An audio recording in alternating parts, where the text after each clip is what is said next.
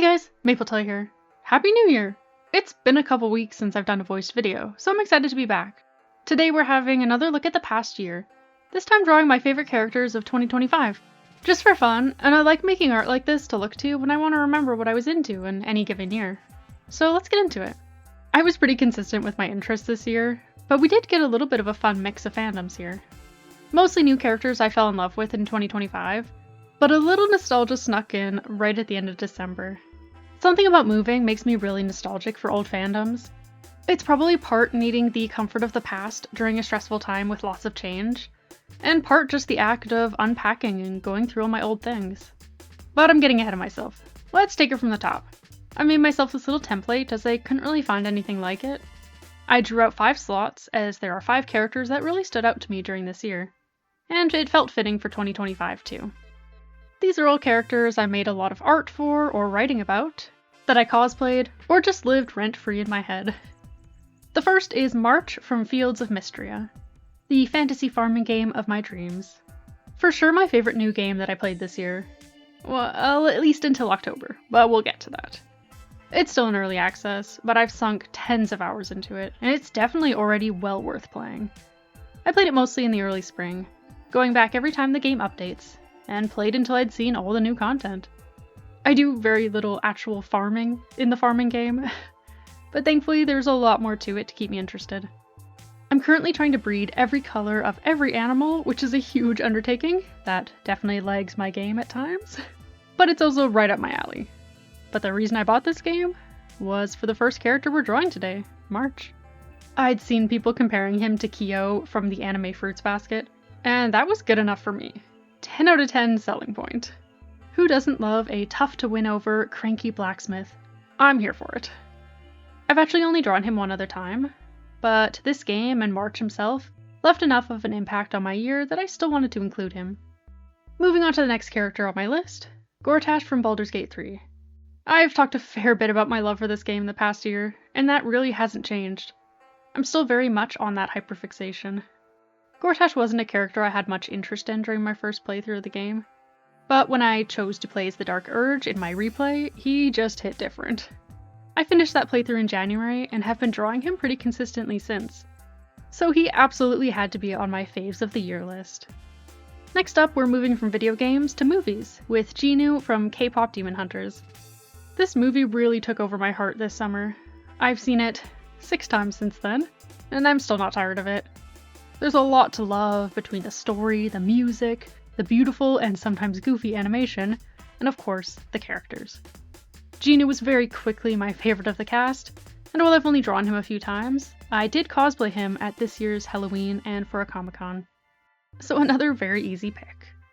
Our 4th character is a newer fave, from my other favorite game of the year, Pokemon Legends ZA, and that's Corbeau. The second this guy showed up in my playthrough, I knew he would be an instant favorite.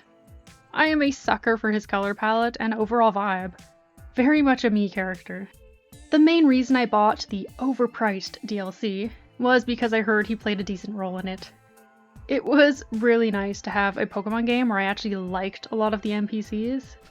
I feel like it's pretty rare for me to find more than 1 or 2 of them memorable. I also hear you can get his outfit in the DLC, which I'm very excited to see. The final character on my list was the nostalgic fave that snuck in right in at the end of the year. Virgil from the YouTube series Sanders Sides, by Thomas Sanders. I absolutely adored this series when I was in high school and mostly university. But it's been years since there's been a proper new episode, so I kinda drifted out of the fandom. But after 4 long years, a new one was released out of nowhere, at least for me. And it was absolutely worth the wait. In the videos, Virgil represents Thomas's anxiety, which is something I can relate with a little too well. So he's always been a character that's meant a lot to me. I drew my first fan art of him last month, and even had fun coming up with the own sides of my personality as a little sketchbook challenge. And that's that, my faves of 2025. But, because I am primarily an original character artist, I did also do the whole challenge with my OCs too. I didn't film that part, but I can show you all the finished drawings. For this one I had a bit of fun with outfits and did some expression practice, as it's something I'm always looking to improve. Here we've got Nova, my favorite OC during the art fight season, and an OC who's really become a proper character the past couple years. August, my most explored OC, most drawn, most written for, most trauma given. The works. Lura, my favorite new OC, that I designed in 2025, and the one I gave the most cute outfits to. The one I drew them in here was designed by Violet Volute during an Art Trade Secret Santa event. It was so cute, I just had to draw it.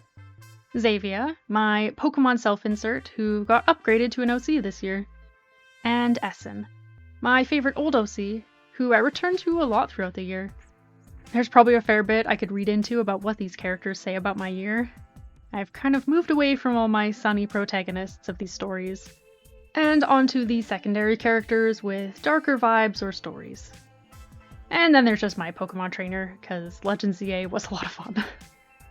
Thanks for watching. 2025 was a roller coaster of a year for me, so it's interesting to see what characters I was drawn to during such a chaotic time. My life changed pretty dramatically more than once, and finally for the better. So I'm feeling relatively optimistic for 2026. I've got most of my January video schedule planned out, and then I'm just excited to see where my interests take me. I saw Darktail's Judgment finally got a cover and blurb, so we'll be talking about that sometime later this month. And otherwise, if there's anything you'd like to see from me this year, feel free to let me know. I always like hearing from y'all. And with that, I'll see you next Thursday.